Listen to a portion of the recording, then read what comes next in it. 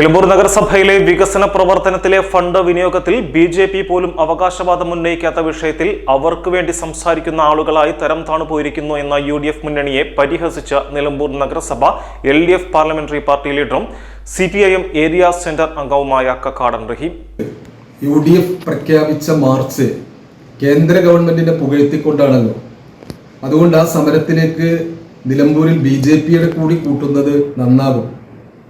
അങ്ങനെ വരുമ്പോഴാണ് നിലമ്പൂർ നഗരസഭയിലെ ബിജെപി കോൺഗ്രസ് ലീഗ് രഹസ്യബന്ധം ജനങ്ങൾക്ക് പരസ്യമായി കാണാൻ കഴിയുക.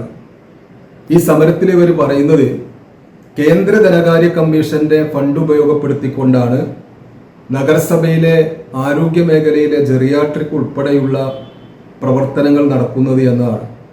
നിലമ്പൂർ നഗരസഭയ്ക്ക് മാത്രമല്ല, കേരളത്തിലെ എല്ലാ തദ്ദേശ സ്വയംഭരണ സ്ഥാപനങ്ങളും പ്രവർത്തിക്കുന്നത് കേന്ദ്ര ഗവൺമെന്റിന്റെയും സംസ്ഥാന ഗവൺമെന്റുകളുടെയും ഗ്രാന്റുകൾ കൊണ്ടാണ്. അതൊരു പുതിയ സംഭവമല്ല. യുഡിഎഫിന്റെ കാലത്തും ഇത്തരത്തിലുള്ള കേന്ദ്ര സംസ്ഥാന ഗവൺമെന്റുകളുടെ ഗ്രാന്റുകൾ നഗരസഭാ അക്കൗണ്ടുകളിലേക്ക് വരാറുണ്ട്.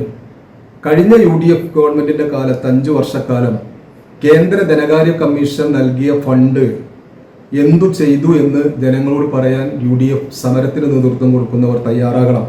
സ്വന്തം വീതം വെച്ച് പോക്കറ്റിലിട്ടതാണോ എന്ന് ജനങ്ങളോട് പറയാൻ തയ്യാറാകണം.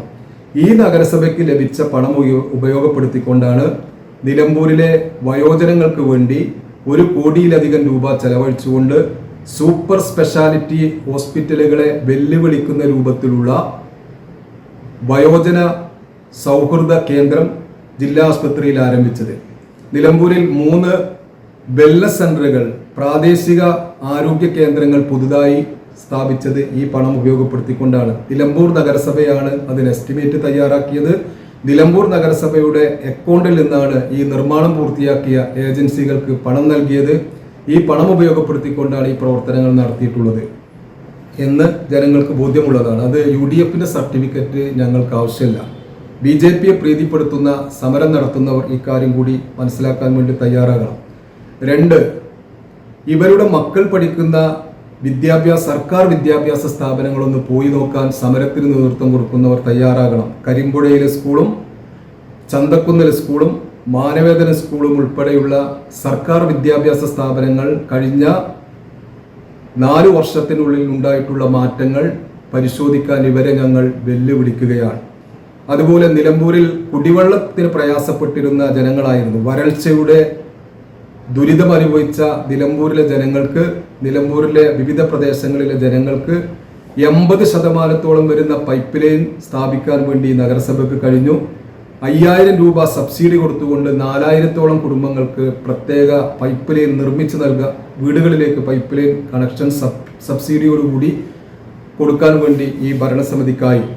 മാലിന്യ സംസ്കരണം, സംസ്ഥാനത്തെ മികച്ച മാലിന്യ സംസ്കരണം നടത്തുന്ന 5 നഗരസഭകളിൽ ഒന്നായി ഈ നഗരസഭയ്ക്ക് മാറാൻ വേണ്ടി സാധിച്ചു. ഇവരുടെ കാലത്ത് 6 ഹരിതകർമ്മസേനക്കാരെ കൊണ്ടാണ് ഇവിടെ പ്രവർത്തിച്ചിരുന്നത്. 33 വാർഡുകളിൽ 5.5 ലക്ഷം രൂപ ഓരോ വർഷവും നഗരസഭയുടെ അക്കൗണ്ടിൽ നിന്ന് ബയോഗ്യാസ് ഫണ്ട് എന്ന് ഉപയോഗപ്പെടുത്തിക്കൊണ്ട് അഴിമതി നടത്തി പോകുകയായിരുന്നു ഇവരുടെ കാലത്ത് ഉണ്ടായിരുന്നത്.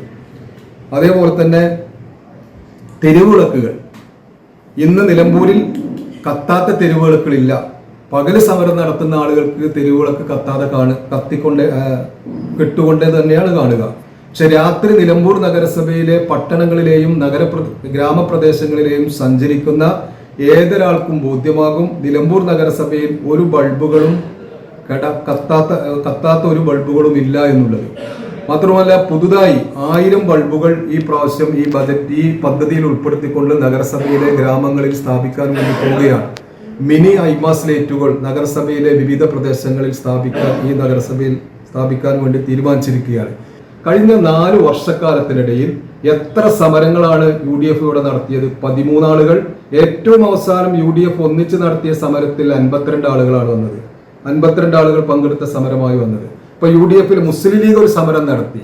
നിലമ്പൂരിലെ ജനങ്ങൾ 0 സീറ്റിലേക്ക് എത്തിച്ച ഇന്ത്യൻ യൂണിയൻ മുസ്ലിം ലീഗിന്റെ നേതൃത്വത്തിൽ കഴിഞ്ഞ ദിവസം നടത്തിയ സമരത്തിൽ 10 ആൾ തികച്ചില്ല. Gold, pure gold. Group Nilambur.